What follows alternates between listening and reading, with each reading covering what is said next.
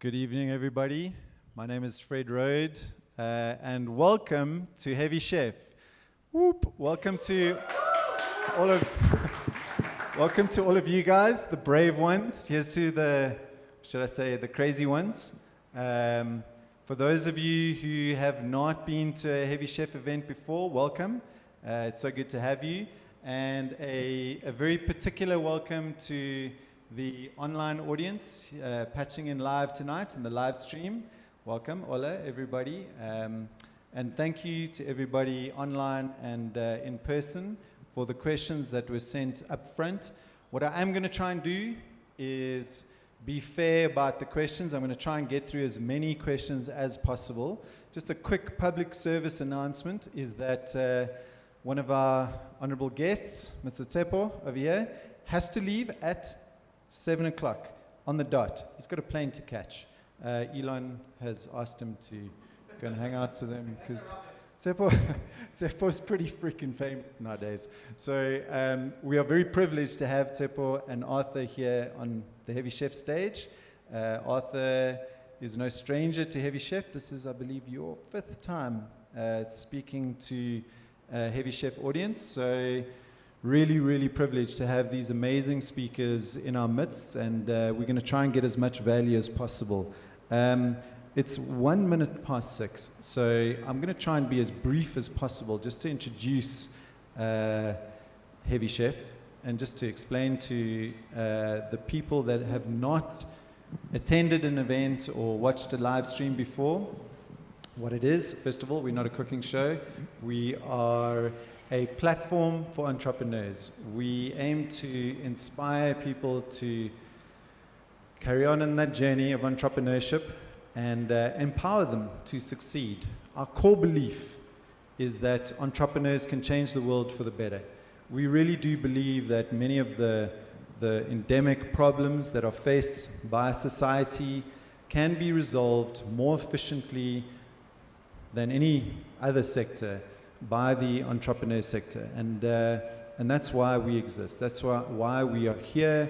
That's what we aim to do. And part of that is inviting people onto stage, organizing community initiatives where we all get together, either offline or online, and really just encourage people to interact on a I suppose a latitudinal perspective, and then from a longitudinal perspective to get people who have already been so my esteemed colleagues Lukhanyo and Neer are laughing at me because this longitudinal and latitudinal commentary is something that I've just introduced recently, and I think they're getting a bit tired of it.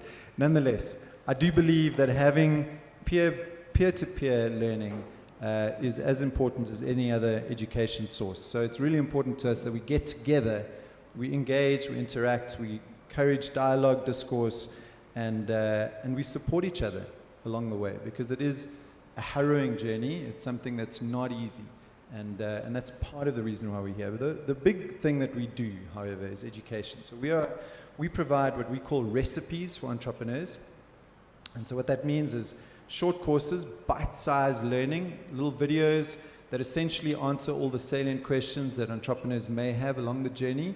Everything from technology to leadership to creativity, or TLC as we say, and we really try and invest in getting the best people, the most authoritative people in the world to talk about those topics, unpack them, and reveal their recipes to success in all of it.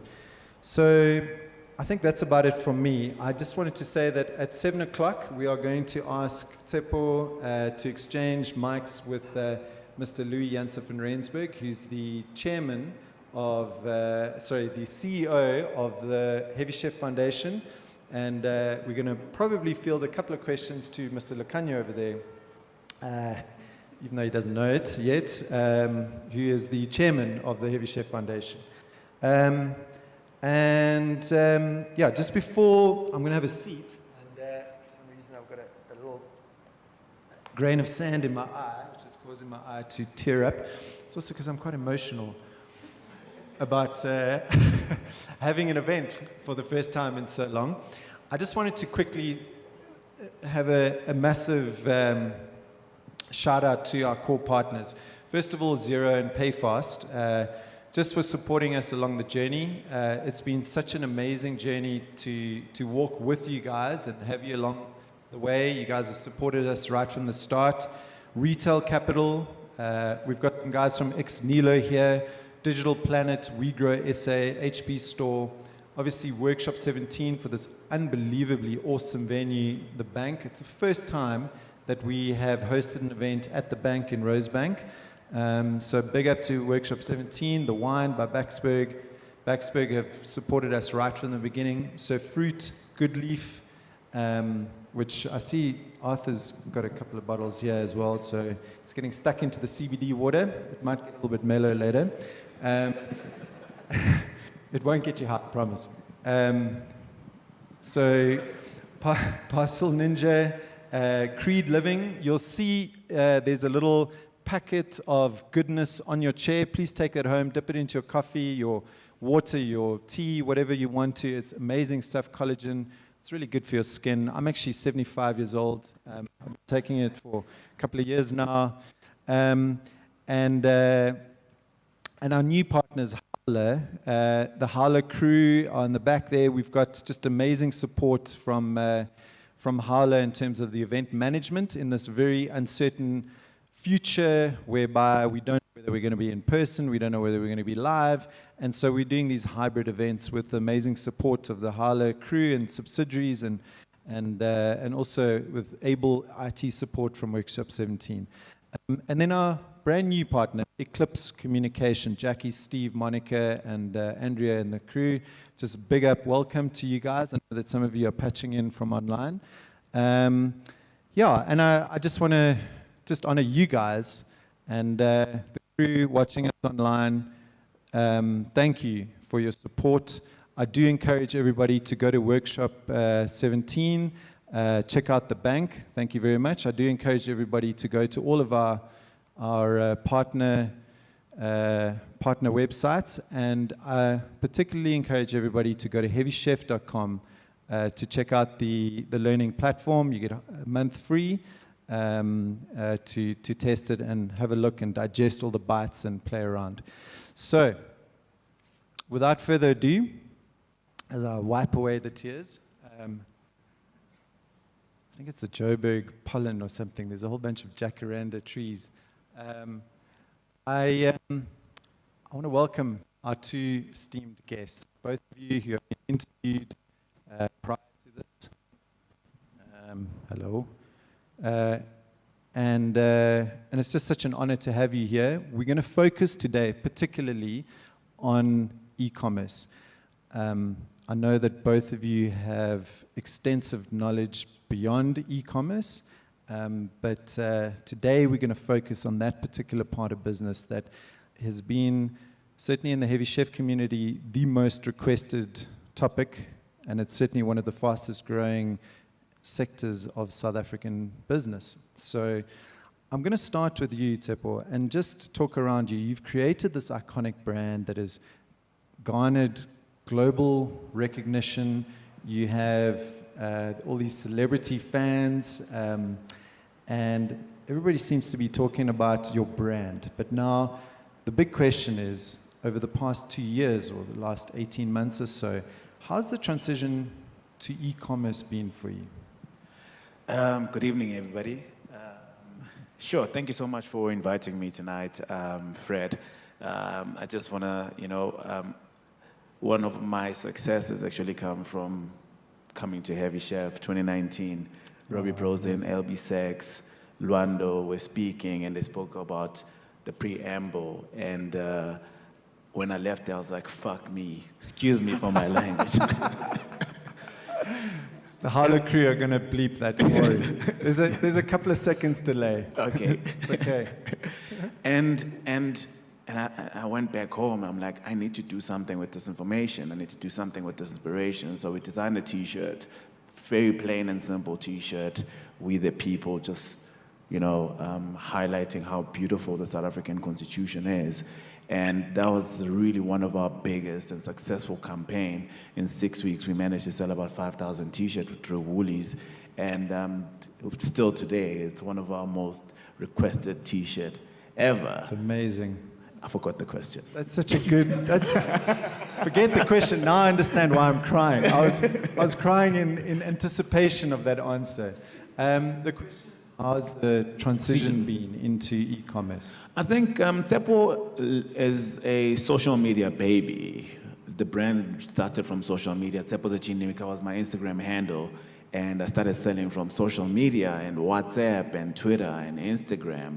2018, I moved to Victoria Yards, where our atelier is, and unfortunately at the time we didn't have an online store. Fast forward 2020, the pandemic hits, and everybody's sitting at home, and we're thinking to ourselves, how do we get to customers? How do our customers get to us? How do we keep alive? We were sitting at around 21 people at the time, and we don't want anybody to lose their job, and we need to still selling. And we hired this small agency. They designed a online store for us, and it was a new navigation for us. I mean, when we launched it in 2 days, it crashed. And then it kept on crashing. But eventually we found a company that can keep it, stable. And I think for us, we're lucky that we experimented a lot during the pandemic when the whole world has started looking at digital, so we've used that as an advantage. Like I said, Tshepo is an online baby. Twitter is our streets, Instagram is our streets.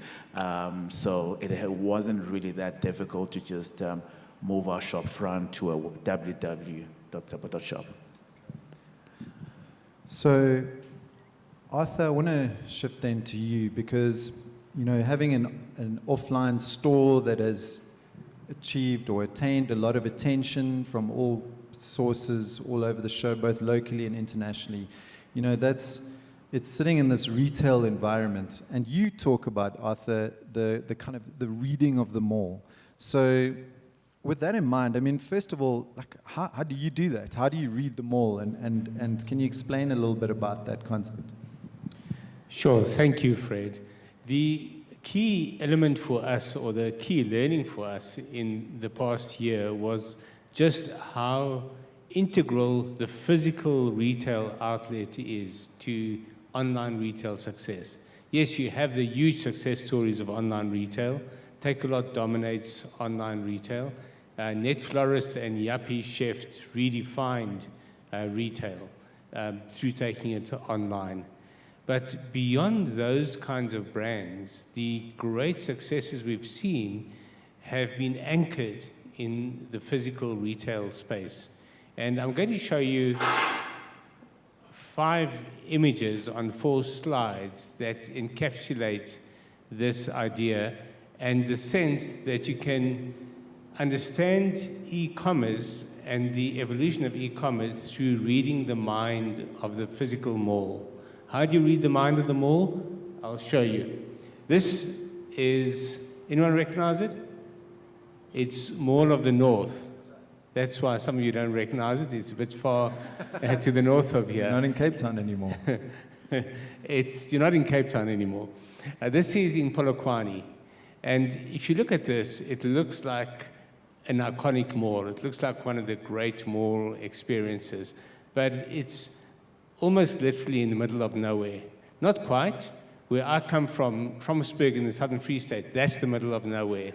But for people who live in that area, they think they live in the middle of nowhere. And that is not just a shopping trip. It's an experience.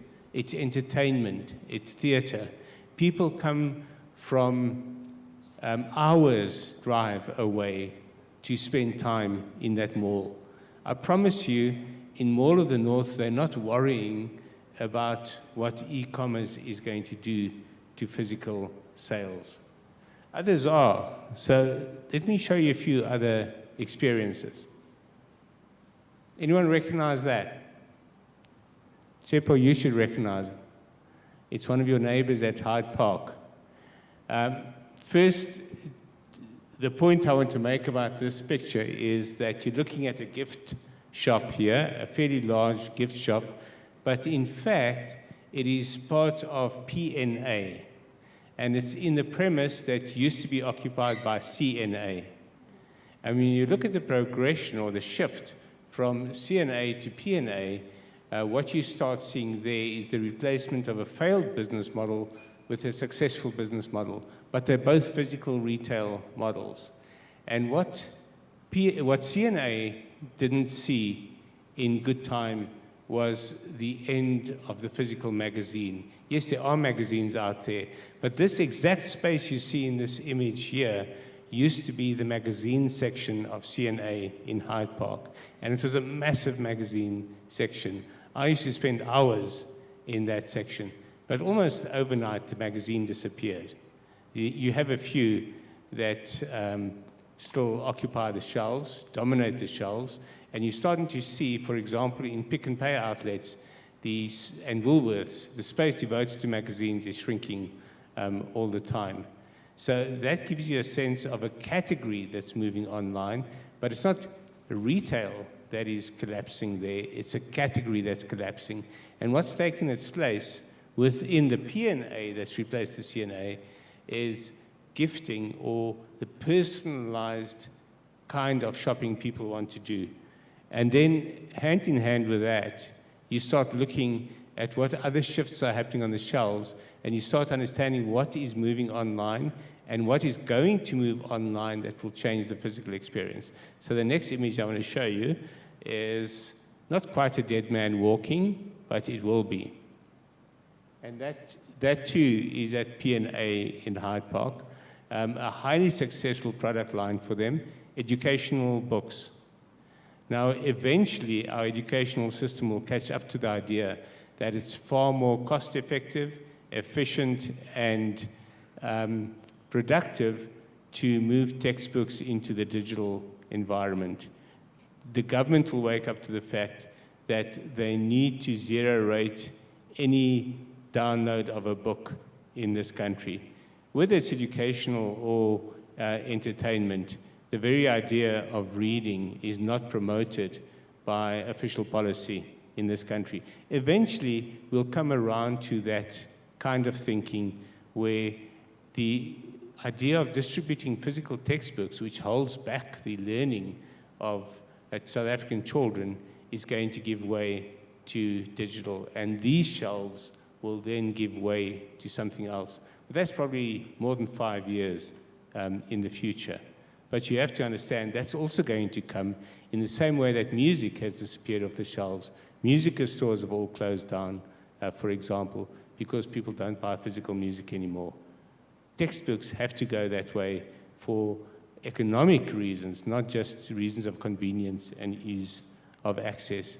So to understand how fast that transition is going, pop into a P&A every now and then and see when the shelves start shrinking, and that'll start telling you what the transition is into e-commerce and textbooks going digital. Then I want to ask if anyone recognizes this scene and knows where it is. Which Checkers? Clever man, someone who reads the mind of them all. So if you leave here before Tshepo, before 7 o'clock, you can still make it to the Rosebank Checkers. This is known as, I think it's Checkers X, or X Checkers, I forget what it is. Why this is significant is because it goes hand in hand with the reinvention of Checkers in the online space. When Checkers came up with 60/60, a few weeks into lockdown, people thought they were being opportunists, but it had been in the making for some time. They have a division at ShopRite called ShopRite X, which looks at innovative new models and approaches. So they had been planning this, and it just so happened that when it went live, people had the greatest need for it. And there's a fascinating parallel between that and the launch of M-Pesa. Most of you will have heard of M-Pesa, which revolutionized financial services in East Africa. It was being planned. It had various benefits like a lax regulatory environment, but it had also a catalyst. When it was launched, it was at the time of the 2009 Kenya elections, which you may remember were completely disrupted by violence, which displaced hundreds of thousands of Kenyans. And the only way for people to get money to family or from family was through M-Pesa. And that was the catalyst that allowed it to explode in that market. Exactly the same with Checkers 60/60 when the pandemic hit. Sorry, I'll try and keep this a little shorter. The point is that Checkers was ready for the revolution when it was necessary. But the true success of 60/60 was the experience of 60/60, that you actually could get groceries delivered in under 60 minutes. This is revolutionary to people. It transformed their thinking about shopping online, and that was one of the key catalysts of the explosion of online retail in South Africa last year. But the physical stores were being revamped and reinvented at the same time. You can't imagine 5 years ago a Checkers store having a scene like that, people going in and having an experience in the store. And then I just want to mention, the last thing about Checkers for now, is that if you go into Cornubia Mall near Umhlanga, and you go into the Checkers there, same experience, 3 times the size of the Rosebank one, but there's a buzz everywhere, there's an experience everywhere. And that's in a mall that for the rest is almost a ghost town, except for one other store, almost right next door to Checkers. No. Someone said liquor store. That's not an experience in the store because you'll get arrested. This is a spice shop in Cornubia Mall called Gorima. And you walk in there and the sensory experience is something that you'll never forget. You just are hit with that smell of spices and variety of spices, and you want to buy spice, even if you're not a spice fan, even if you don't do your own cooking, you feel compelled to buy the spice. And that is a store that doesn't have, as far as I know, an online presence. It's about the experience of the store. You go away there talking about it, and the word of mouth is what then spreads the knowledge of that particular brand. Now that is what e-commerce has to learn from the physical retail outlet and these thriving outlets. Both of those are so busy that people have to line up outside waiting to be allowed in because the numbers inside are too high. That's not the death of the mall. That's the rebirth of the mall through the concept of experience. I think what's great about that, Arthur, is that you're highlighting and underpinning the experiential aspect of doing business in this digital age. And I think particularly for a product-centered person or brand such as Tshepo and your vision, Tshepo, I think it lends it quite neatly to a question for you around the experience that you're injecting into the delivery of your jeans and your products to the. Can you talk about how you're injecting a little bit of character and sensation into that? I think for us, like one thing that we've learned over the past couple of years is that people really, really love experiences. And I was saying to Arthur just before we started that there's some of our customers who've been with us for the past 4 or 5 years, and they don't want to go to Hyde Park. They think it's Lani. They want to come to Victoria Yards because of the experience, the drive, you just drive in the middle of the city, and it's crazy and it's scary, and then you walk into this beautiful garden and you find different makers and different artists in that space. It's an experience. And for me, what is important was how do I deliver the same experience to somebody who's in KwaMashu or in Kimberley or wherever in the world. And with brand experiences, others spoke about senses. You go into our stores, there's a scent, there's music, there's packaging. So all those things play a role. And for us, it's important whoever who could never come into our stores, whether be it in Hyde Park or in Victoria Yards, how do we deliver the same experience to them? And it's through our packaging, how we fold it, the little message, in a little card, personalized card, hand signed by myself. It was still small, so I still sign all the cards, and that gives a very personal experience and keeps people coming back over and over and over. We've received less people sending stuff back, based on quality or anything. It's literally because they love the experience. They want to do it over and over again. So, yeah. That is the secret of the success of Yuppie Chef and Net Florist. Both of them, from the start, were premised on the idea of the customer having an experience of the brand, not just receiving a product, exactly as what Tshepo is trying to create. Which I think is part of the discussion and part of the question, certainly amongst our community, that we have Heavy Chef and a lot of the entrepreneurs who are starting to delve into e-commerce, is this question of how do you create something that's sensory, something that's personal, something that has character, and exactly as you say, like some of the most successful stores right from the beginning understood that basic premise of human connection, right? And so, to the point of people coming back and really loving the Tshepo brand, we've got a message from Murray Robertson. He's a super fan, apparently, and he's from Oakville, Netherlands, and he says that he's been buying jeans since 2018. True. And he says he I've never met him, actually. And his message is that you had to order via a DM on Facebook. And it was called Tshepo the Jean Maker back then. And he's got two questions for you. The first is, ask Tshepo how making denim masks saved your business. So 90% of our business, let's say 80% of our business used to be international customers because of where Victoria is situated. So I partnered with a lot of tourist companies, and they would bring guys who are just traveling, who are touring the city, and those guys would literally buy our jeans and leave. And that was literally our business. When the borders closed down, we had no business. And locals were still like a bit hesitant towards Tshepo because Tshepo is such a common name, and like, how do you sell us a premium product, Iling Tshepo, when the dude next door is Tshepo and we know he's a dickhead. Excuse me for my language.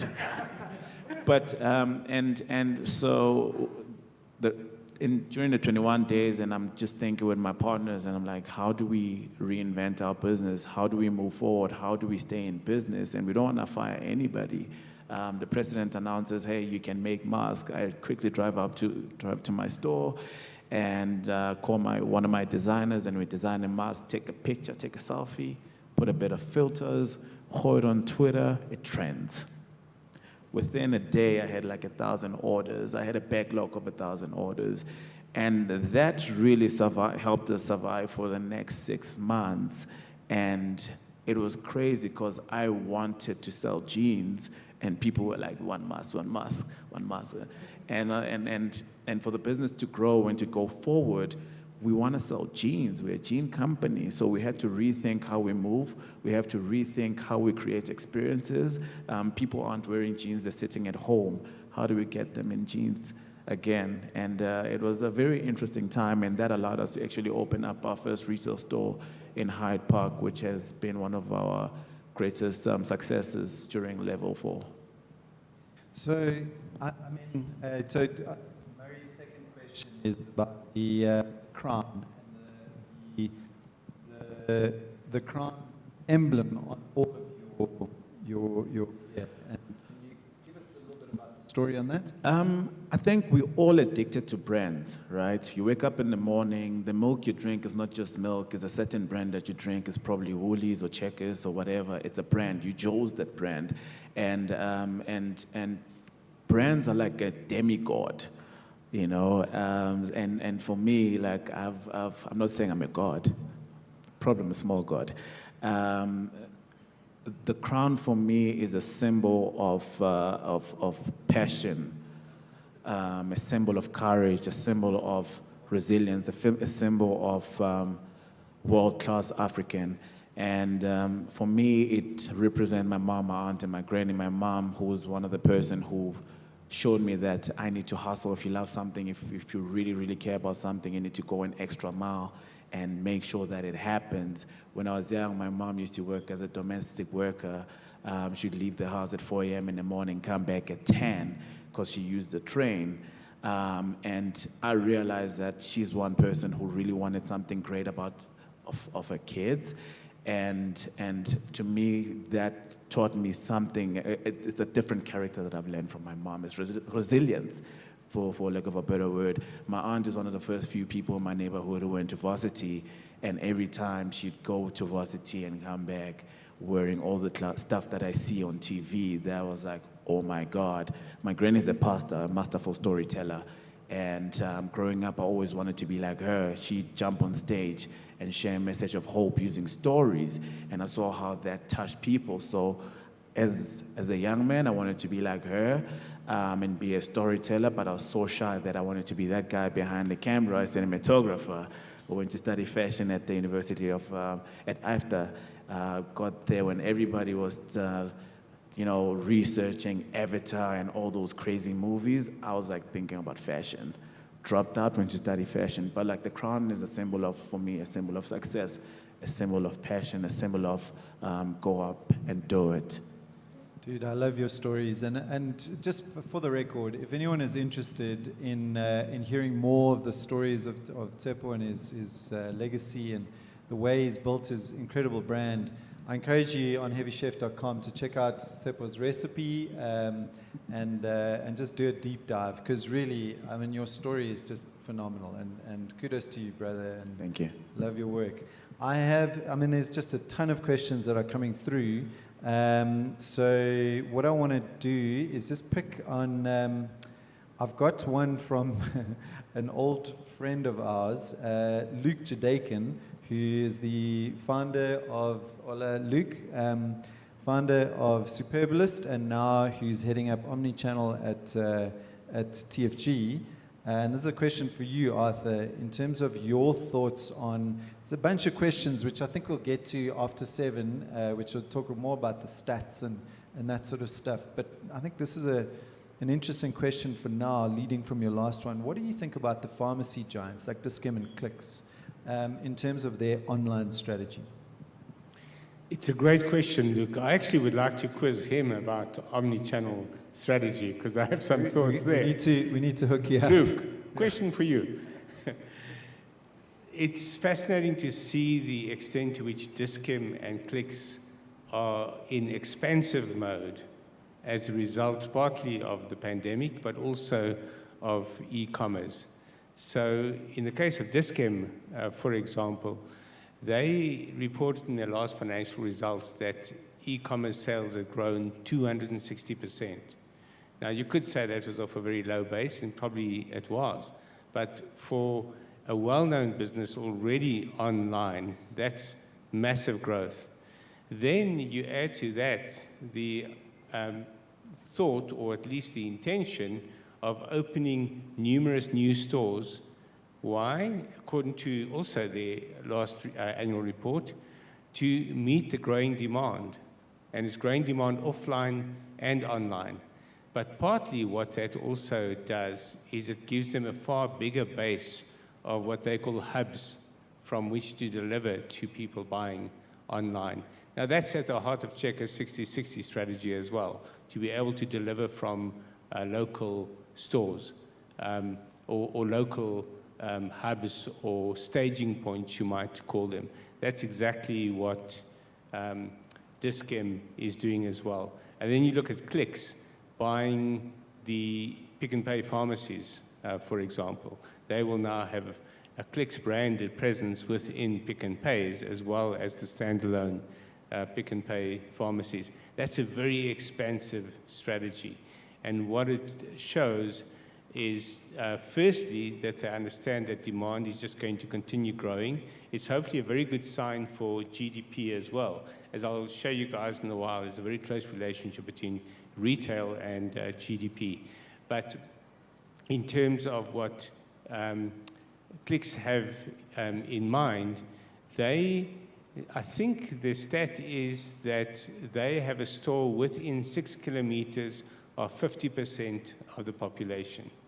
Now think about that from an e-commerce point of view, where you're using your physical stores as a staging point for e-commerce deliveries. And that in South Africa is going to be one of the guiding strategies for e-commerce in the coming years.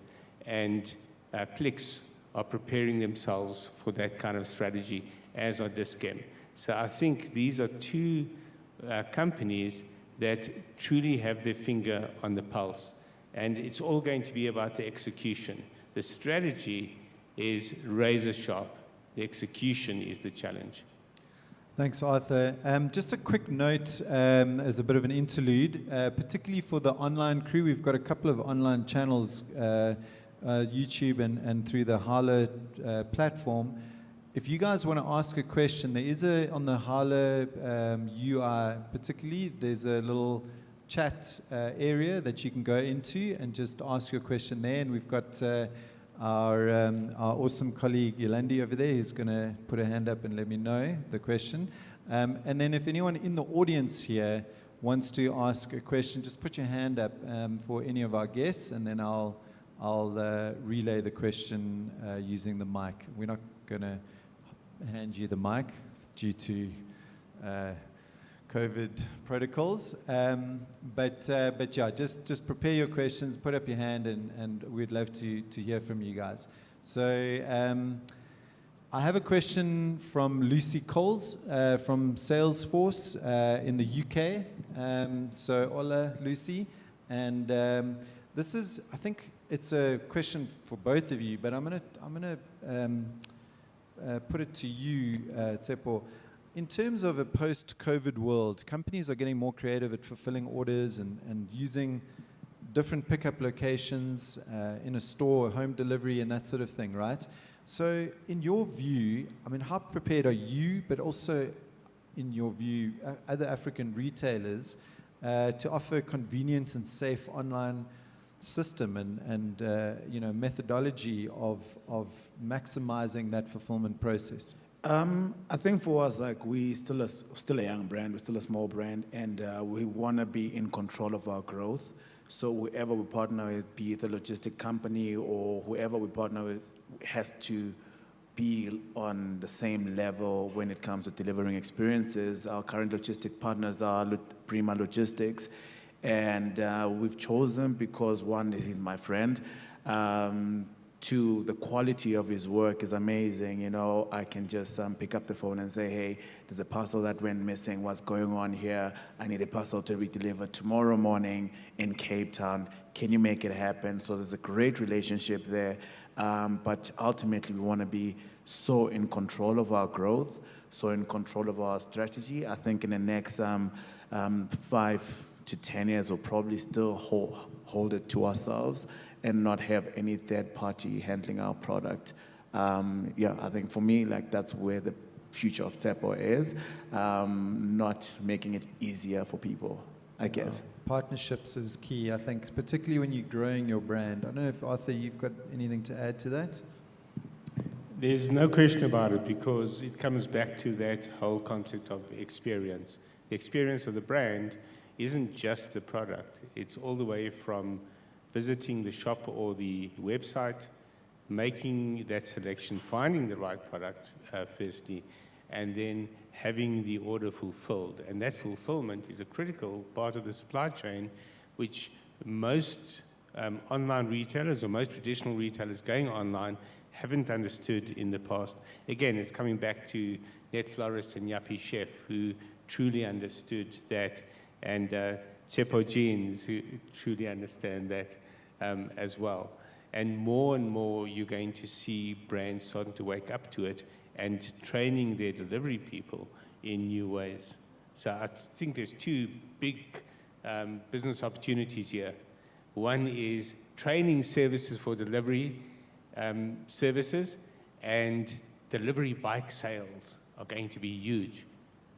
So, I mean, I think I wanted to then jump on a further point on this, because we're kind of moving to another friend of mine, Justin Drennan, who started Parcel Ninja amongst other startups, and who's a partner of Heavy Chef as well.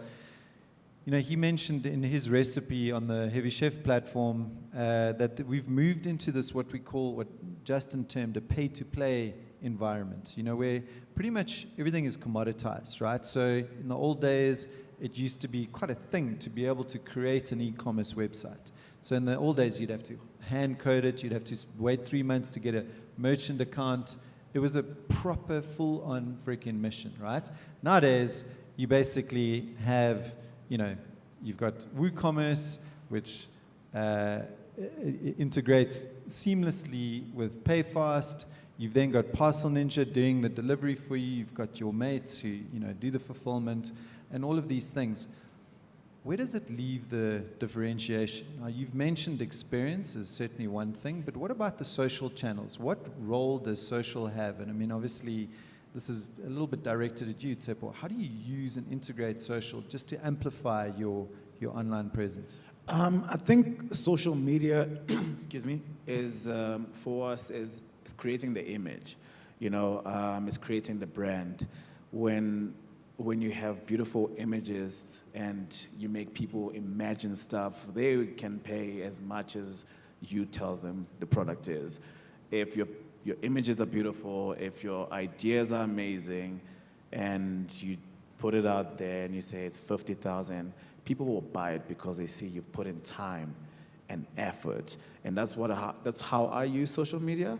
I use it to just paint images, and people fall in love with the brand, people fall in love with the man, and they you know, there's so much engagement. For me, I use different platforms for different reasons. Twitter is for conversation, Instagram for images, LinkedIn is also like one of the biggest actually platforms that are pumping right now. It's like, for me, it's like the next Facebook. You might have like one follower and you post an image or a young story, and there you go, 140,000 people have seen it. So the power of LinkedIn has kind of changed over the past couple of years. And for me, like, I'm looking at all those different platforms to play different roles in our brand. Big time. We've been surprised by LinkedIn. I mean, even on our channel with a few weeks ago, we had, I think it was Sarah Rice, one of her questions also on the recipe on culture and teams. You know, she put it on, and the question was, I think it was a 3-minute little video of her answering the question, what is a culture? And literally within a few hours, there was like 8,000 views and just so much engagement. And so that's LinkedIn, right? So you've mentioned a lot there about the brand building capabilities of social. But Arthur, what about social shopping? And I mean, is that now a factor? Is that something that's properly user-friendly? Is that something that people should really consider in this day and age? Well, Tshepo has the perfect case study of the impact that social shopping can have, even on Twitter, which people don't think of as a shopping environment. Instagram is most closely associated with the social shopping, and in other countries, Pinterest, which also, incidentally, is huge in South Africa as a social shopping environment. So a question that is asked is whether that is going to disrupt, I won't even call it traditional retail, but traditional online retail, because now online retail is becoming traditional. People talk about traditional versus online, but let's talk about traditional online versus new forms of online. And social shopping will transform a brand or disrupt a brand the way it did with Tshepo. In other words, if you hit the right note with the right product, it can transform your brand. But as a category, as a whole, social shopping is not, at this stage, going to pose a threat of disruption to general traditional online retail or traditional physical retail. Okay, I've got another question, but before that, I have a hand from the audience. Lukhanyo Neer, you have a question, sir. I do that. With the risk of potentially putting your customers in a box, the big issue you often come across in South Africa and the rest of the African continent is around at the payment level. Have you found any hesitance around online payments, or has it, without you dealing with kind of split? A lot, a lot. Like people. So the question for the online audience is: are there any issues around payments online payments, and that sort of thing? Yeah, I think a lot of people are still new to the online space. So the trust is a big thing. So somebody would go on our online store and then pop us a WhatsApp message, you know, how do I buy this? We're like, oh, dude, it's there. Just press checkout. You know, but like a lot of people still want to be guided. Like they stop at the checkout. So you have to follow through. Hey, dude, we saw you stop at the checkout. What's up? You know, no, I didn't know how to check out. It's confusing. So I think there's so much opportunity for education. There's like maybe 10% people who are really clued up with technology, but a lot of people and masses are not really clued up with technology. So we make it easier by taking it a step further with WhatsApp, with Instagram DMs, with emails, because there's a big issue there. Arthur, do you have anything to add to that? Yeah, it's a very good question because there are so many attempts or efforts to addressing that exact issue. Heavy Chef has had, for example, Katlego Mapai from Yoko on the platform. They're doing amazing things in terms of enabling retailers who wouldn't dream of having a credit card facility suddenly being able to take credit card payments. In the online space specifically, virtual credit cards are now starting to be issued by banks like FNB and Standard Bank that you can then link to your Zapper or SnapScan account and make a credit card payment even though you don't own a physical credit card. You still have EFT being a big part of the attempt to fill the gap between those with credit cards and those without. Debit cards clearly are an important part of that solution. But I think that the banks and the payment providers need to be even more creative. So if you take something like FNB's e-wallet, for example, it's probably the most widely used mobile money system in this country. And it's been around for years. It's got a huge trust factor, and people use it almost as a verb now. In fact, they do use it as a verb. Why don't you e-wallet it to me? Integrate that into the payment system. Then you, again, solving an additional proportion of that problem or that equation. Talking about Yoko, right? What's also cool, what Yoko has done is they create like a payment link. So, like for the guys who don't want to check out on our website, they send us a WhatsApp and then we create a payment link. Then they can pay with their card just by a click of a button. So it has made it quite easier, but you kind of have to have those relationships and willing to take yourself to that a step further to close a sale. What I find extraordinary, I mean, just to add to all of this, is how I believe Africa has been so unbelievably innovative in so many of the payment spaces, fintech spaces, and so on. We've had a bunch of people. We've had Katlego, we've had GB, we've had John Smith, we've had a bunch of guys from PayFast.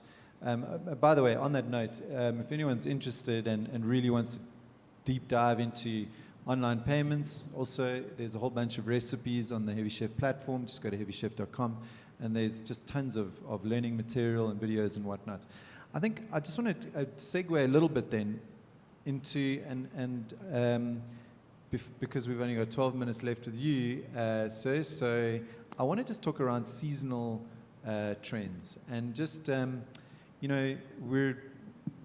on the verge of Black Friday, which is something that I'm not a huge fan of personally, but it's something that retailers have to consider, right? And obviously online retailers are the same.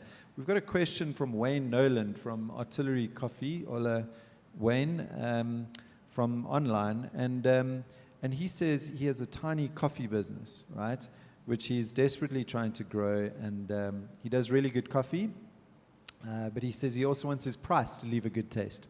So he says that makes Black Friday very difficult for him. And so I wanted to know, I mean, and he's asking, like, how do you approach those seasonal things? Like, as a retailer, what's your view on that? And so I'm in a very fast-moving industry, fashion, right? And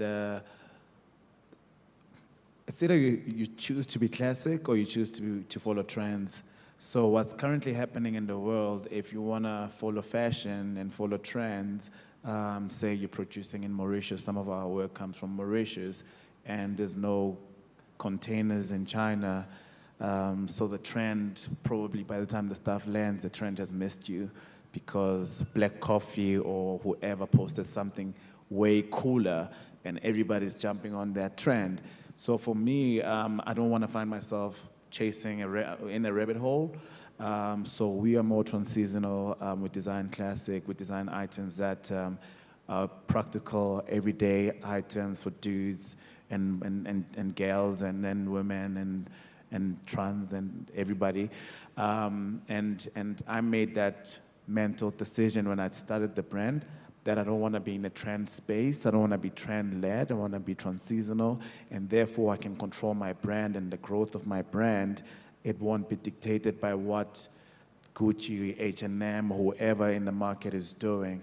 And I think also for the coffee dude, I have a couple of my friends who own a couple of coffee stores, and what they believe in, it's so great to have competition around you. Competition is healthy because it creates the marketplace.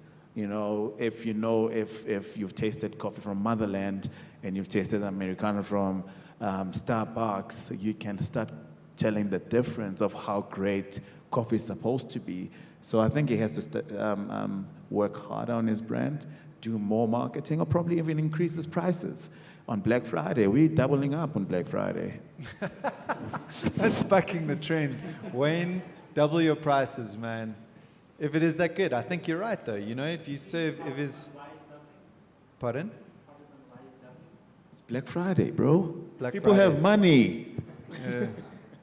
Okay, so did you want to add something short? Yes, a very quick comment. You live or die by Black Friday. If you can scale up infinitely on Black Friday and you can afford to take the knock, go for it. Otherwise, stay away. Yeah, that's a good point. We have a question from the audience. Hi, my question is to Tshepo, right? There's this current trend where young people are opening online boutiques on like your Instagram and other social media platforms where you find that they purchase a product and then they like increase the markup and resell it. So for your business, how do you protect yourself from such? Can you, and if so, how do you protect your product from being resold at a higher price if someone makes it? I think that's so beautiful, hey? You look at the sneaker world, the sneaker culture, right? Yeezy wants to drop Yeezy 700 and then he'll preview them a year before and everybody wants to buy them, and then he only makes 50,000 sneakers and the first 50,000 people who have them and they won't repeat the style again. That creates brand value, I think, and I could be wrong, but I think if people do that with your brand, then it means there's something special about your brand. They love it, and that's culture. It gives the brand culture. It's a tribe. It's like, if you have this, you are one of those people, you know? So I think it's a beautiful thing. Don't be scared of it if you own a brand. We have another question from the audience. It's King Louis. So my question is for Tshepo again. Thinking about, I mean, it clearly is an appetite for the international market for South African-made products. As you stated before COVID, it was your 80% of your revenue. What would be the thought process of taking Tshepo Jeans online abroad if you were to target those markets? How does that change your paradigm, so to speak? So the question for the online audience is how do you, I suppose, strategize for an international audience? I think for me, what I've learned is that like you pace yourself first and foremost is very important, and you follow the money. You know, where the money is, you follow it. If I have more customers from Amsterdam, then it means something is happening in Amsterdam. I need to go jump on a plane, go to Amsterdam, and find out why do you guys love me so much. Let's do something, and that's an opportunity. So for me, I think growing with our global expansion, we want to do that. We want to have different, what you call it, currencies eventually on our website. When you log into, when you're in Amsterdam, whether in Amsterdam or America, you can just choose the currency that you want to buy, and you can see the range in the US, the range in Europe, the range, and the UK, wherever in the world. So that's our strategy. Probably it might take us the next 5 to 10 years. And it's a slow build, and I'm okay with the time. But we're building a global brand, you know. We've set our eyes on, like I speak a lot about Amsterdam because of the culture that's there when it comes to denim. And that's where we want to go next year. Open up a pop-up store, do it for like 6 months and see what happens. And if it goes well, it will go well. When it goes well, we'll probably open another one, and that's how you grow. Okay, so Tshepo, we're going to try and sneak in one more question before you've got to go. And then we're going to ask Louis to come and join Arthur on the hot seat. And the question is from an entrepreneur from George. I'm not sure how you say this, but I'd imagine it's Geane Geldeblom. Louis, is that right? No? Yes? Maybe? Okay, so just speaking to the only Afrikaans guy that I know. So, Geane, I hope I say that right. The question is, what is your favorite community building application or tools or online store building applications? Anything come to mind? I think for me, my most favorite has been Twitter, Facebook, and now it's LinkedIn. I'm really falling in love with LinkedIn. The connections there are real. It's you know, you can just DM a person right now and they just tell you their life story, and then you're like, okay, cool, let's do business. And that's how I've been getting business lately, is through my LinkedIn account. And I found that as a brand, we have to be we have to engage with our customers. We have to engage with the audience and build that trust and build that, you know, we're not as big as all the other Italian brands. And for us, we have to build Biki, you know, and Biki Max Bayer. And in the next couple of years, people will tell the story of a legendary Tshepo whom they've met. And I want people to have that story. That's amazing. Just on that note, that's very cool, dude.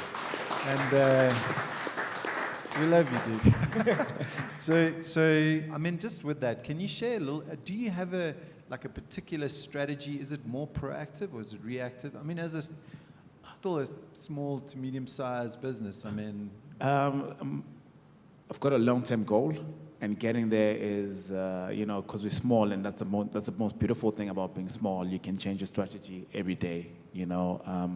And yesterday we had a team meeting, and I was mad at the team. I'm like, why are you working slow? You guys should just like get it. But I was like, we need to make like 200 items. Let's make stuff. Let's work, you know. And for me, it's like the most beautiful thing is that we can change as we move. As my accountant loves to say, we're on clash control all the time. It's like clash control. You have to like find balance all the time. But we know what we want to have. We're building a global brand. And everybody in the family of Tshepo understands that we're building a global giant. And this brand is going to take the world by storm sooner than later. And the whole team has to understand that. So, yeah, thank you so much, guys. I don't know if I was mumbling or like, you know. Good stuff. Guys, Thank can you. we have a massive round of applause for Mr. Tshepo Mohlala? Appreciate it.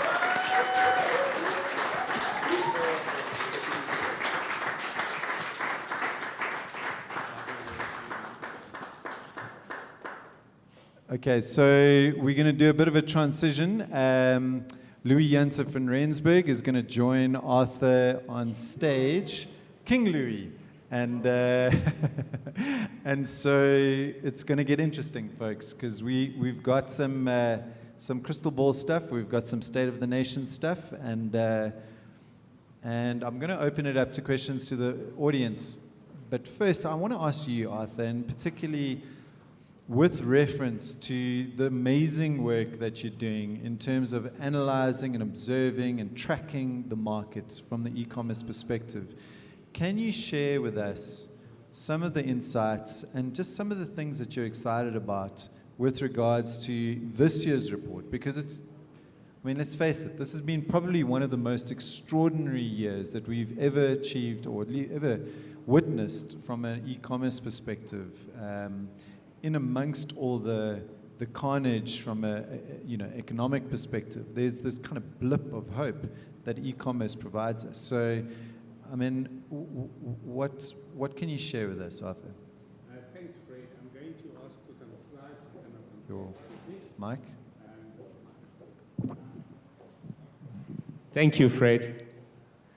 I'm going to share some slides with you to answer that question. But the truly exciting thing for us is watching the e-commerce revolution becoming real. And it starts with understanding physical retail again. So reading the mind of the mall is also reading the mind of the online retail environment as a whole through the data that we're able to collect. And that data starts with this particular graph, which is Stats SA's graph of physical retail in South Africa over the last 5 years. And you can see the pandemic, you can see a lockdown in that graph. April 2020 is where the tipping point truly became visible in the most dramatic way imaginable. Now, what's fascinating about this is how closely this particular graph aligns or overlaps with the graph of GDP in South Africa. And this is, again, from Stats SA, their graph of GDP over the last 4 or 5 years. And the shape of that graph is almost exactly the same. And you can see that as retail crashed, so did GDP.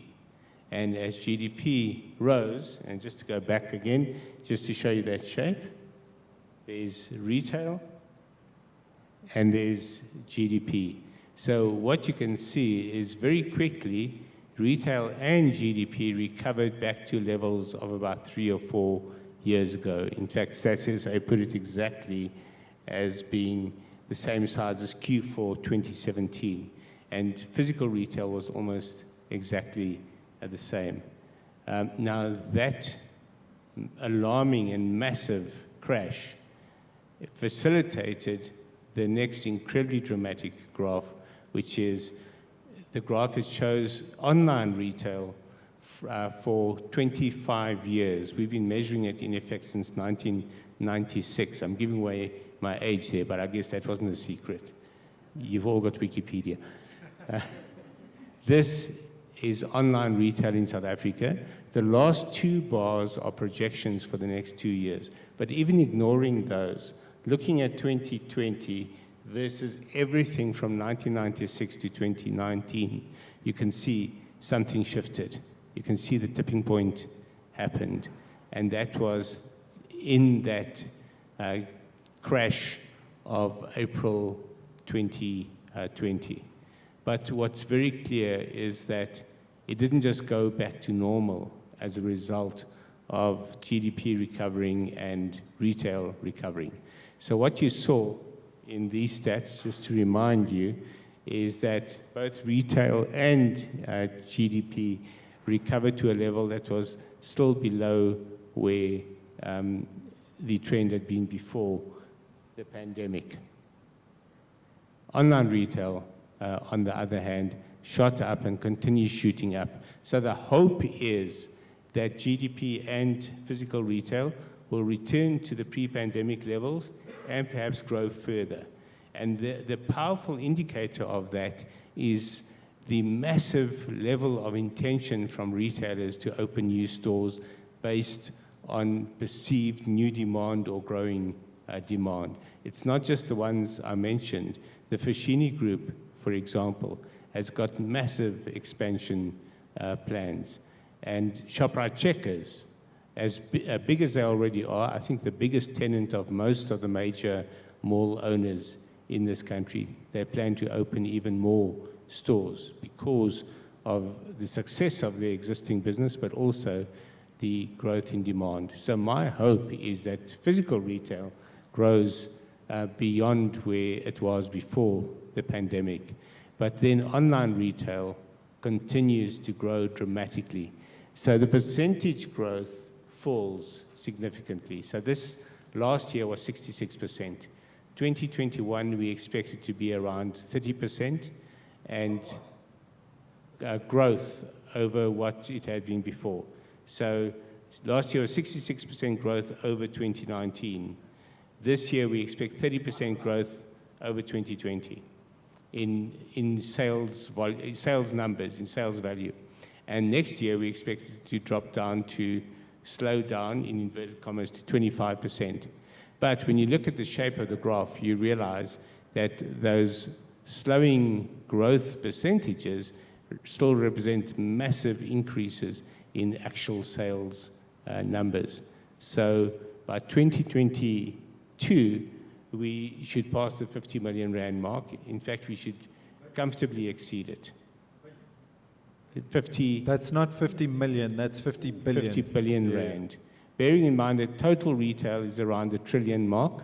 If it recovers and grows, it'll grow well above the trillion mark.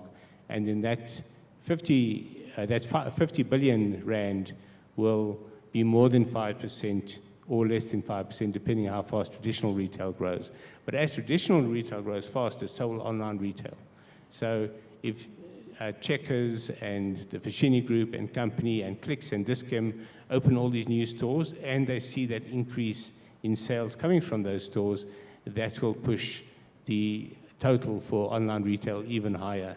So if it reaches, say, 55 billion rand in 2022, and total retail is 1.1 trillion, which will be healthy, given where we've been in the last year, then that means that online retail becomes more than 5% of, well over 5% of traditional retail.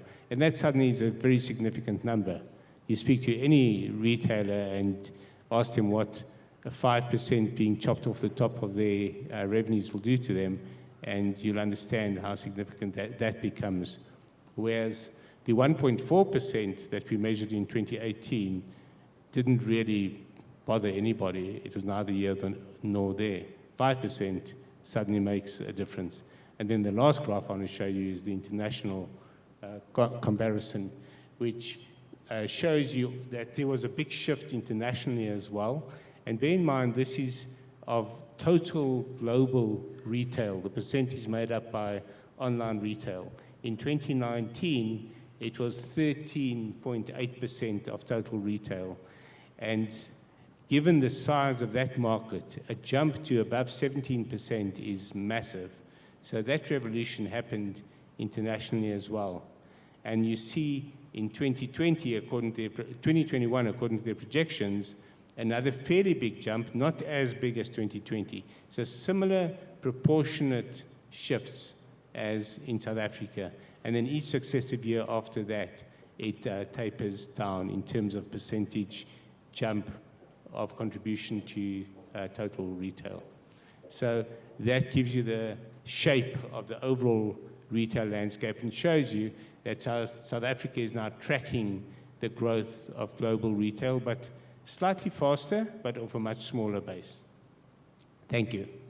So, okay, there's a bunch of questions from the online audience for you, Arthur, but I want to just quickly segue to Mr. Louis over here. First of all, just to give us a quick, brief introduction to the work that you're doing at the foundation, and also with the kind of research focus that we're looking at for the rest of the session, just a little insight into the work that you've been doing now on e-commerce education in particular. Sure. I think the Heavy Chef Foundation is a non-profit for Heavy Chef, and it was set up in a response to focus on making entrepreneur education as accessible as possible. So our focus is on inclusive education for entrepreneurs, and we run all kind of projects to increase that access to the entrepreneur community. Typically, this would be in disconnected areas across the country. At the center of what we do is a research program. The one thing that we noticed around entrepreneur sector broadly, but the entrepreneur education sector specifically, is that there's more than enough data and research around macro environment aspects of entrepreneurship, opening, closing rates, demographic breakdowns, entrepreneur activity broadly, but there's very little known around the nuance of, well, actually, how do we develop new entrepreneurs? How do we educate them? So for the last 2.5 years, we've been researching the learning habits and needs of entrepreneurs in South Africa. And we've sat down with over 6,000 entrepreneurs and have conducted thousands of hours of interviews, in-depth interviews with entrepreneurs, have been able to map out these learning habits for the South African entrepreneurs that has revealed a lot of interesting things. And to this specific conversation, we also took a deep dive into the world of e-commerce.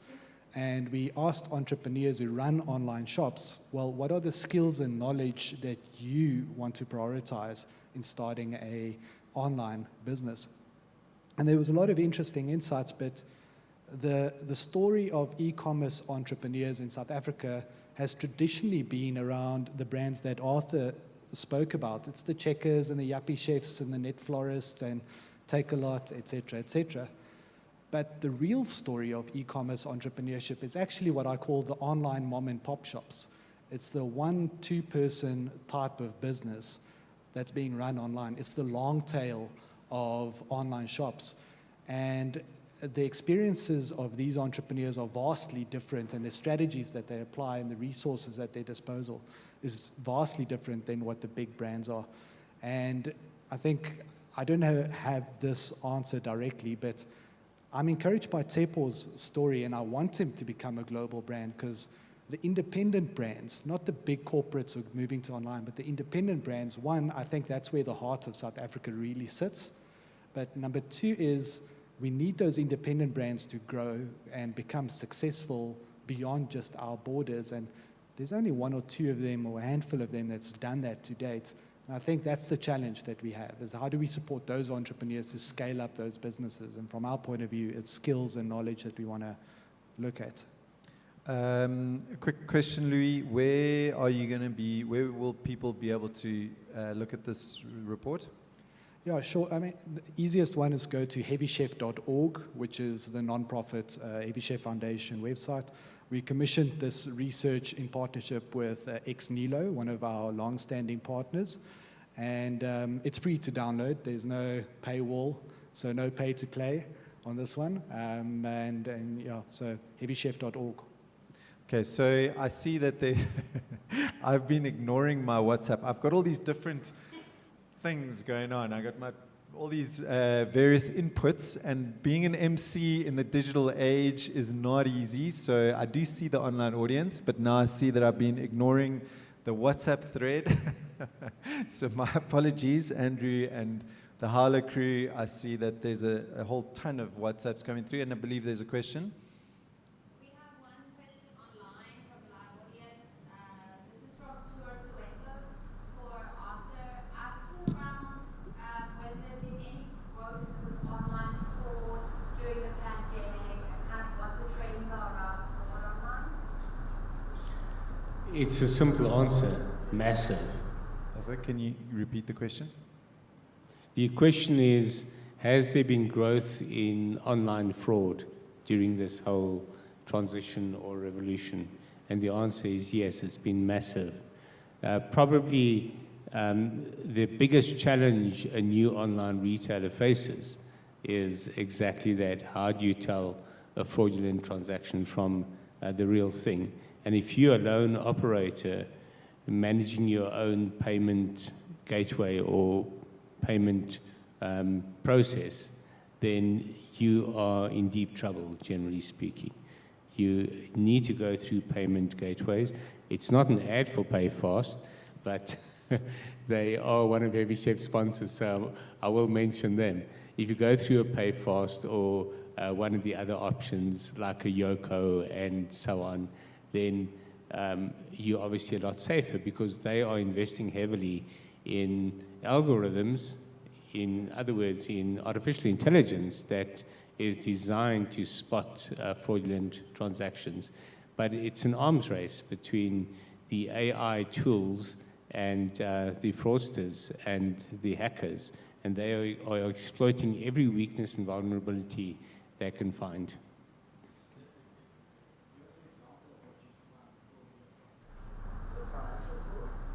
So what is an example of fraud online? Well, the simplest example, and there's numerous, but the very simplest example is using fraudulent credit card details, credit cards bought on the dark net, for example, there's a thriving market in stolen credit card numbers on the dark web that's very easy to access. And then you merely need to Google online retail fraud methods, and you'll just see how vast that landscape is. So I'm not even going to begin to try to spell it out, just to make the point that it is so large and such a threat to newcomers who aren't aware of it, that it can actually kill their businesses. If I can just add a perspective to this from the research we've done, is for these micro and small online businesses.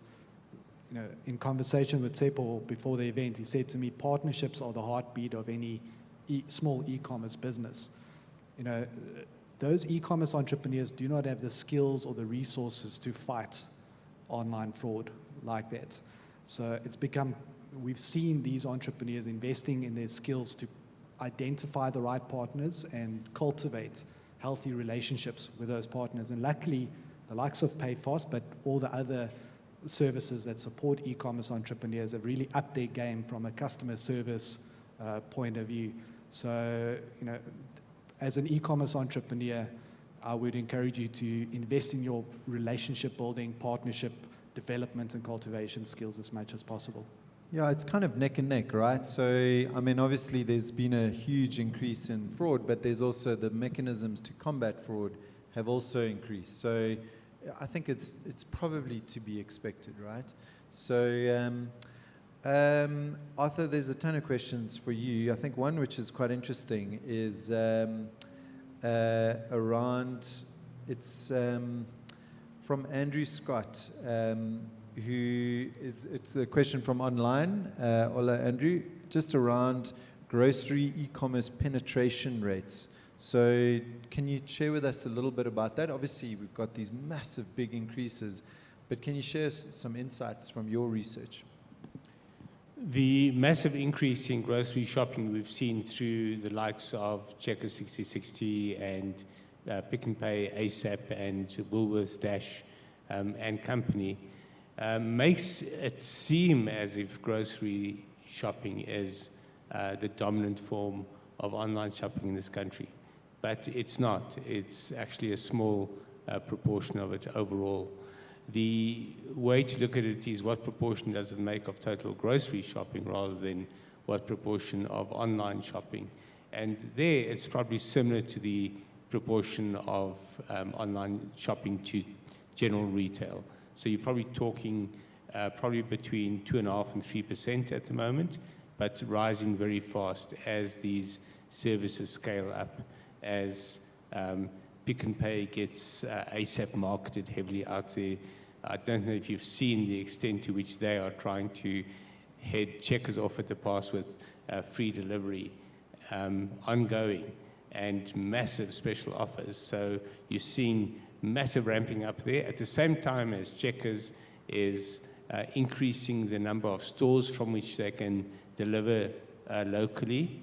And at some point, Woolworths will catch up and you'll be able to get same-hour delivery and maybe same-day delivery, as opposed to, at the moment, they're still in that mode of slots that are often the following day or later. But they will catch up because they have to. Other people are eating their groceries for lunch, so to speak. But the impact of all of that is that groceries will make up an increasing proportion of total online retail as well. Because groceries as a whole are such a massive retail segment in this country, the proportion of sales of groceries online seems to be still small relative to the overall pot. But I can promise you, for the grocers themselves, it's significant. That 2.5% to 5% of their sales that are happening online is also the most active customers, often the biggest baskets, although the 60-minute deliveries are small baskets, just to make that point. So they're not necessarily the most lucrative, but it is a segment that those guys are looking after incredibly well, and they take seriously.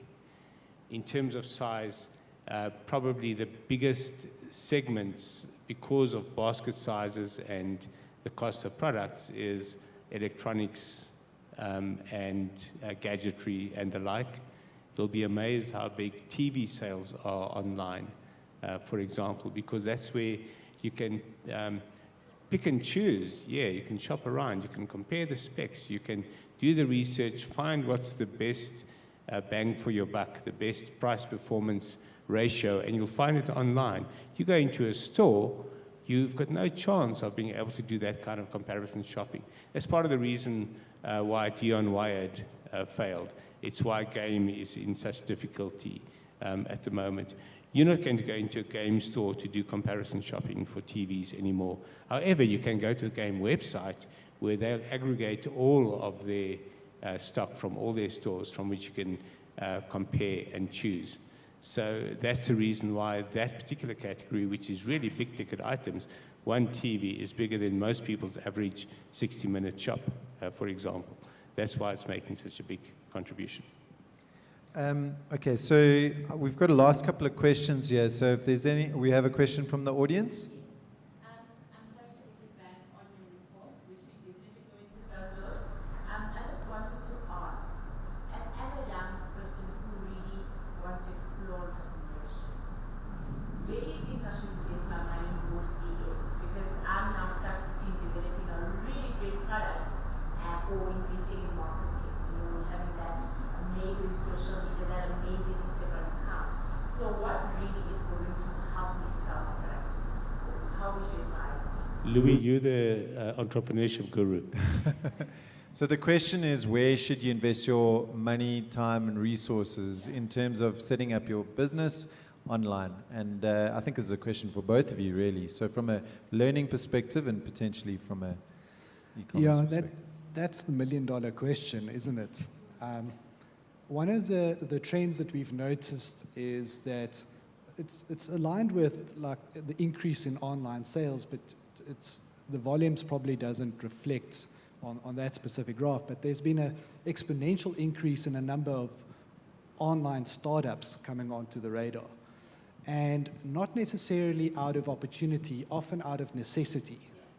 And that changes the game quite a lot, because if you're starting an online business out of necessity, you are immediately, the clock is running, because you only have X amount of money and you need to generate cash immediately.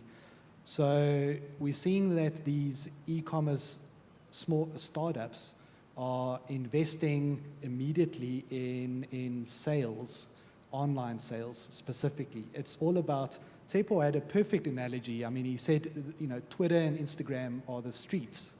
The problem is there's now these massive toll gates on these streets because the algorithms are forcing you to advertise in order to get noticed. Your organic methods aren't working as well as they do unless you're super creative, but it's hard to be creative.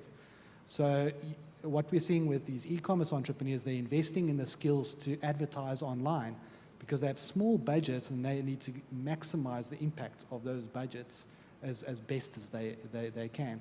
They're working with 100 Rand, 200 Rand a year and trying to get as much value from that as you can. In saying that, at the end of the day, if you think a bit more longer term, and I say longer term in inverted commas because it's like a year or two from now, it's start to get to know other e-commerce entrepreneurs who are in your same position.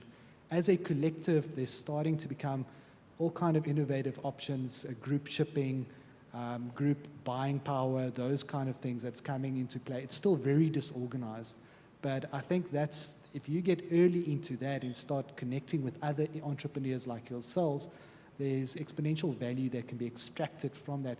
But that's a hard sell when money is tight to do that, because that doesn't give you an immediate return.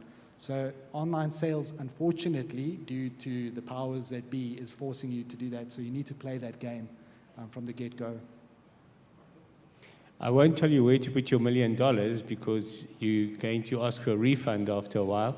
But what I will say is you should put 250 Rand of that every month into the Heavy Chef learning platform. There we go. Thank you, Arthur. Commission coming your Thank way. you. That's it for the evening. Good answer. And I could refund you that if you're disappointed, but I don't think you will be disappointed. But what I will say is I won't tell you where to invest the rest of your money, but I will tell you where to invest your time, and that is in doing your homework. And the fascinating thing is how allergic people are to homework.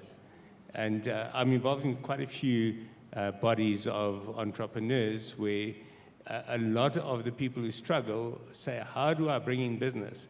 And there's actually a process and there's a system for bringing in business. And one of those is called the pipeline system, which I've given talks about. And the point I make right at the beginning is, you're going to ask, why doesn't everyone do this? And the answer is because people don't like homework. It demands a massive amount of homework. And at the end, people say to me, but it's so much work. And that's exactly the point. That's why so many people don't do it and therefore don't generate that business. So the real key is to do your homework on your market, on your product, on your potential customers, but a lot of homework intensively, not just a few Google search terms.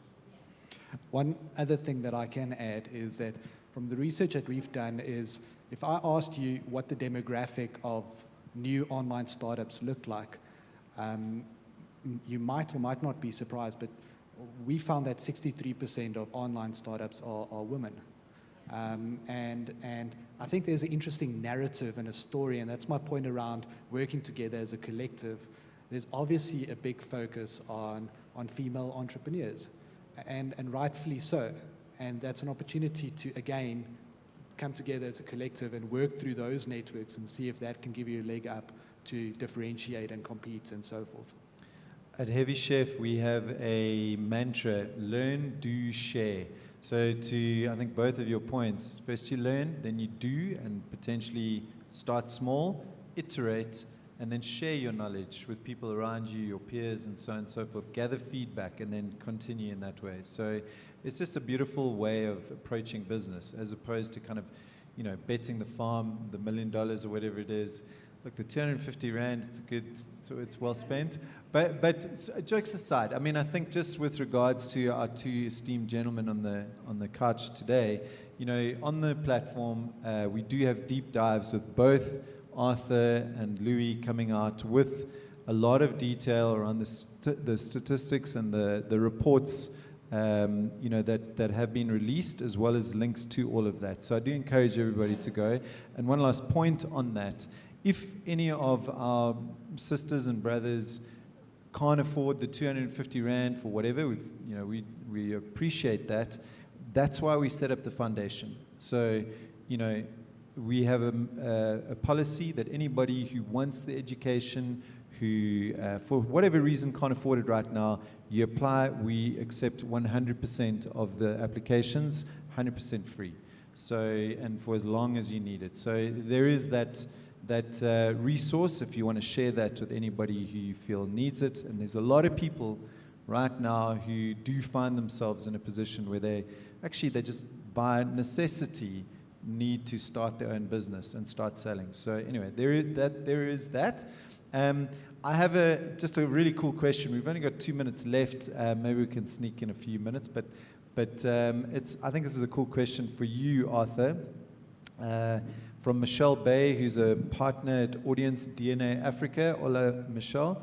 And the question is around TikTok. And I think this question has come along quite a bit, actually, because TikTok, by the way, I don't know, just a quick snap poll here. I mean, obviously, we can do the online as well, but how many of you actually use TikTok regularly? Okay, so we've got one. Okay, 2. There's a couple of low hands. It's kind of embarrassing. Like nobody wants to put their hand up. So I'm going to put my hand up. I go probably once a day, maybe once every 2 days. TikTok is the most phenomenally addictive thing that I've ever come across. It's just phenomenal. It's like the doom scroll par excellence. They've figured out that friggin' algorithm. Like, they just know that I like aggressive cats for some reason. And shuffle dancing, who knew, you know? So I have this endless stream of old school comedians, rugby tries from days gone by, and aggressive cats. So that's how they know, those guys, they know. But Arthur, what opportunities does TikTok provide for e-commerce entrepreneurs, in your view? TikTok is the current next big thing, obviously. I should just mention in the context of that question that I have a TikTok channel that I use for interviews. I conduct 60-second interviews with interesting people. And one of the people I interviewed 2 years ago already was actually Tshepo. So if you want to see him in his natural environment in his early days, then just have a look at my TikTok channel. It'll only take you 60 seconds, but unfortunately you then go down the rabbit hole of all the other 60 seconds for the next few hours. But that is also... Arthur's your gateway drug. that is also the opportunity, because people become addicted and they're looking for something that's going to get the, what's it called? The pleasure hormone in the brain? Dopamine. The next dopamine fix. That's really what it's delivering.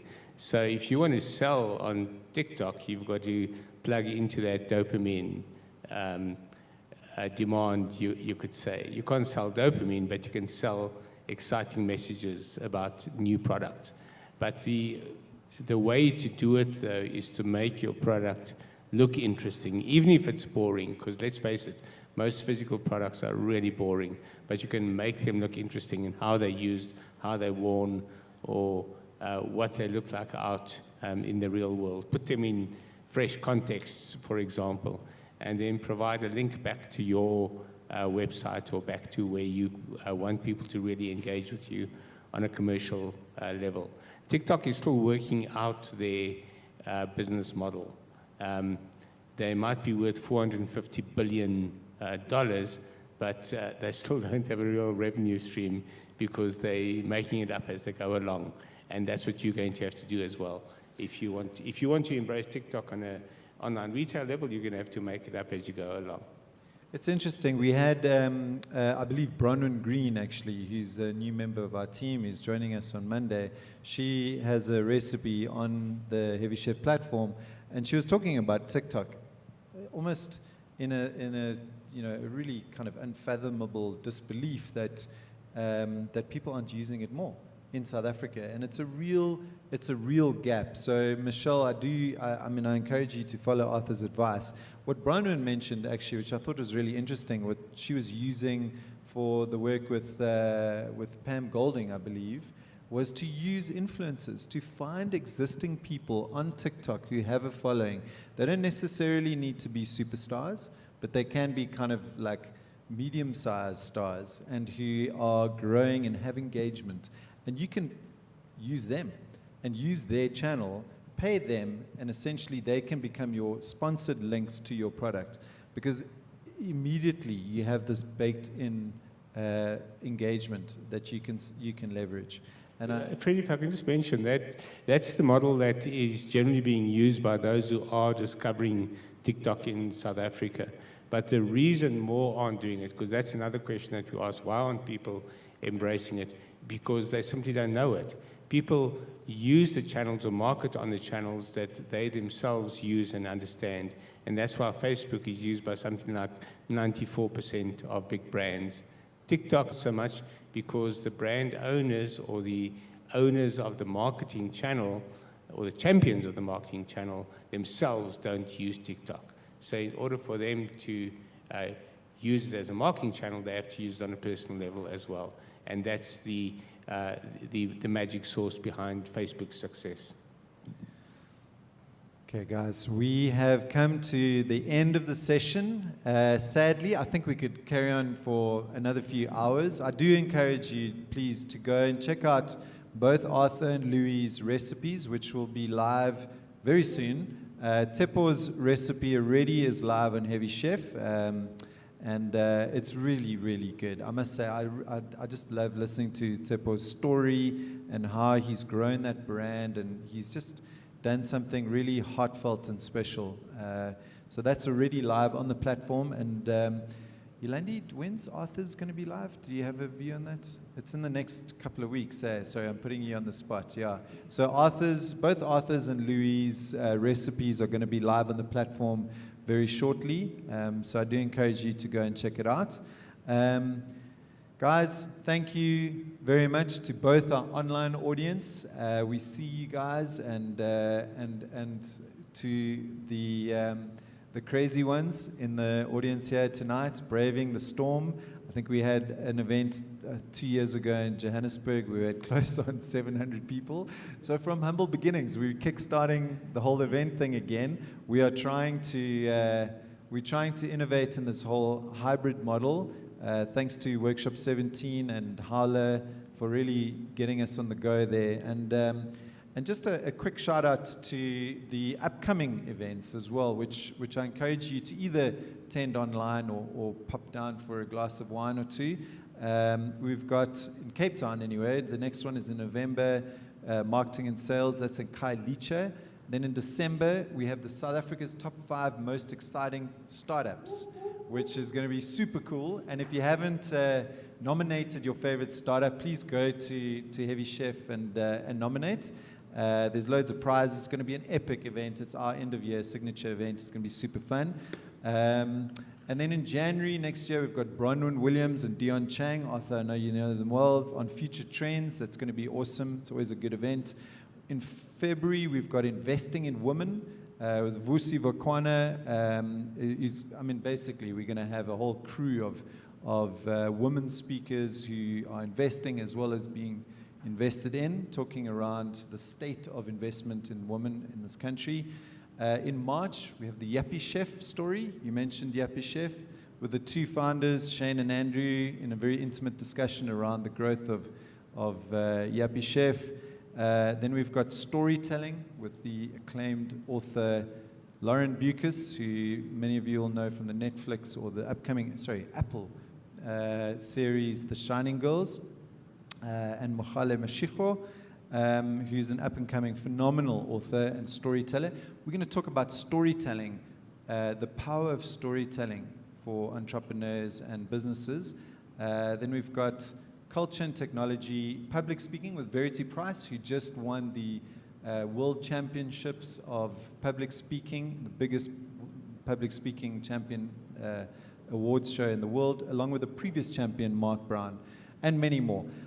Before I sign out, I just want to have a major, massive, monster shout out to our partners, Payfast and Zero. I know Shane and Colin are watching online, and the Zero crew. Retail Capital, Digital Planet, We Grow SA, HP Store, Exnilo. Again, download that Exnilo Heavy Chef report. Workshop 17, Backsburg, Surf Fruit.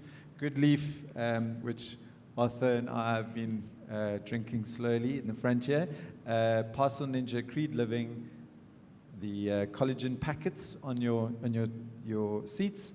Howler, and our new partners, Eclipse Communication. Thank you so much. It's been really great to have you guys as partners and supporting this amazing cause. And guys, let's go out there and hustle. Let's do the thing. Let's communicate. Let's learn, do, and share. Thank you very much.